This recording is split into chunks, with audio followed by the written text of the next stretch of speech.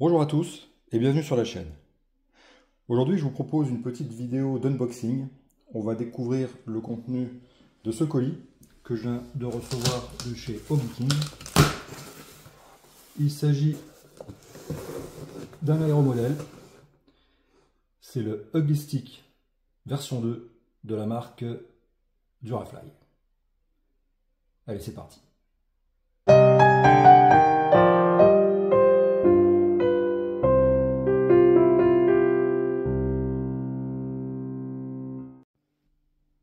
Le Huggy Stick proposé par Hobby King sous sa marque Durafly est la version moderne d'un modèle conçu dans les années 60.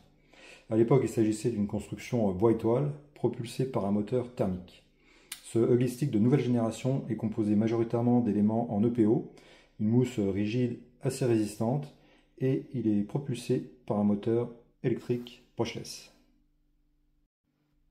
C'est un monomoteur à aile haute, dont l'allure générale est inspirée d'un avion allemand de la Première Guerre mondiale, probablement le Fokker Heimdecker, d'où les croix de guerre caractéristiques en guise de marquage décoratif.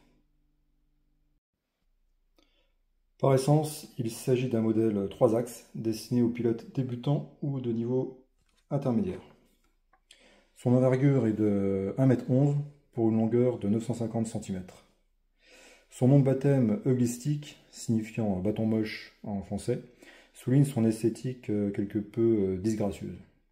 Mais cela est cohérent avec le fait qu'il soit destiné aux pilotes débutants. En effet, en règle générale, plus un aéromodèle est d'allure basique, et plus il convient aux pilotes inexpérimentés. Le Huggy Stick V2 est commercialisé en version PNP, c'est-à-dire Plug and Play ou Plug and Fly, ce qui signifie que pour le faire voler, vous n'aurez besoin en supplément que d'une batterie, d'un émetteur et de son récepteur. Tout le reste est contenu dans la boîte. Et justement, je pense qu'il est temps maintenant d'ouvrir cette boîte.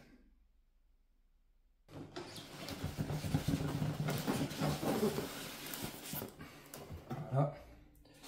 Donc là, on voit apparaître, c'est l'aile de Huggy Stick.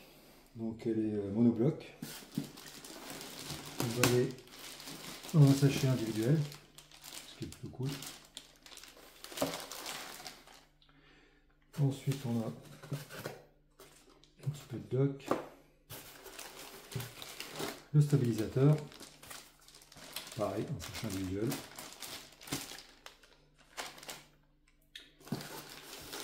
La dérive,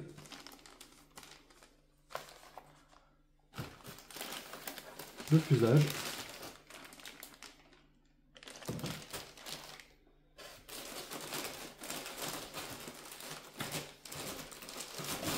le train d'atterrissage,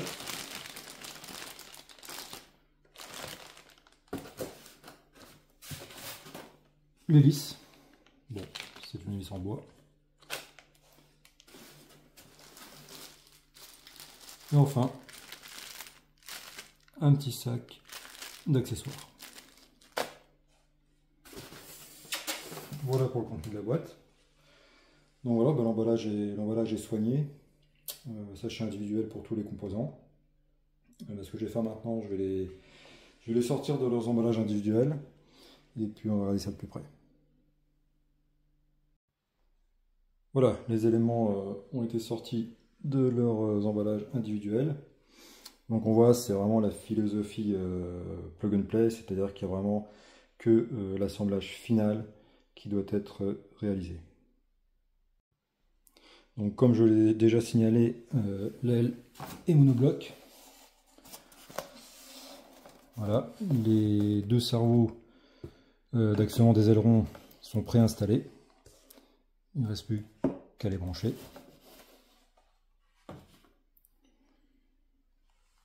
Le train d'atterrissage, donc c'est une structure qui semble être du plastique. C'est peint de couleur aluminium, mais c'est du plastique, je pense. Voilà, avec des roues 3 pouces qui sont plutôt sympathiques. Voilà.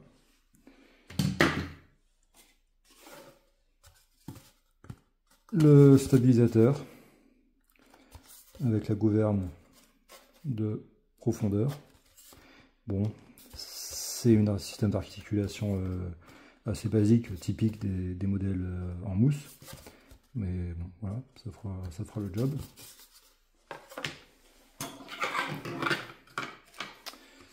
La dérive, pareil, même système d'articulation, un petit peu basique. Voilà.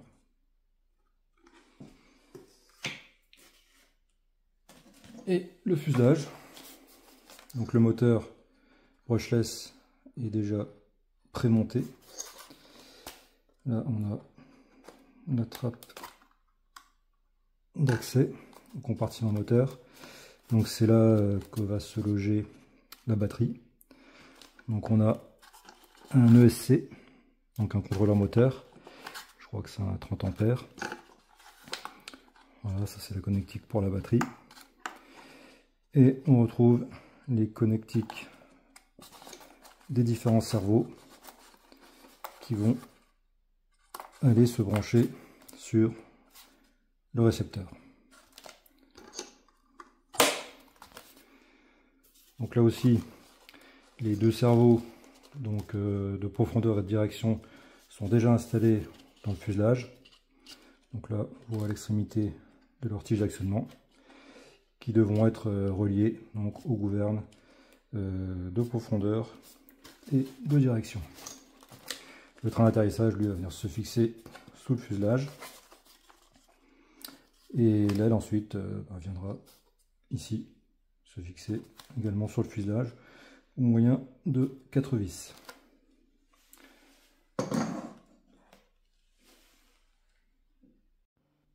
J'en fais juste un petit aparté sur le fuselage et la préinstallation des cerveaux de profondeur et de direction. En fait, je me suis aperçu qu'il y a cette trappe d'accès qui permet d'y accéder tout simplement, éventuellement pour effectuer des réparations.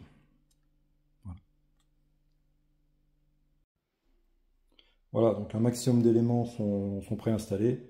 Donc je pense que le montage va être vraiment simple et rapide. Mais bon voilà, c'est ce qui est attendu d'une configuration plug and fly.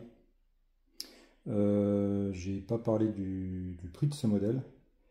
Il faut savoir que Hobby King a pour objectif plutôt de proposer des modèles d'entrée de gamme dans l'aéromodélisme. Donc ce sont des prix qui sont très compétitifs. Donc typiquement ce Ugly Stick, alors je crois que je l'ai eu en promotion à 125 €. Donc voilà, c'est des prix qui sont quand même très bas pour des modèles qui sont quand même assez sympas. Donc moi je pense qu'on en a quand même pour son argent. Et en tout cas, en termes de modèle pour débutants, ça m'a l'air vraiment adapté. Donc dans une prochaine vidéo, forcément j'évoquerai le montage du modèle. Et ensuite, j'espère que je pourrai assez rapidement le faire voler. Et je vous partagerai également une vidéo à ce moment-là. Voilà, cette vidéo est maintenant terminée. Je vous remercie de l'avoir suivi. Et puis je vous dis à bientôt pour la suite des opérations avec le Ugly Stick.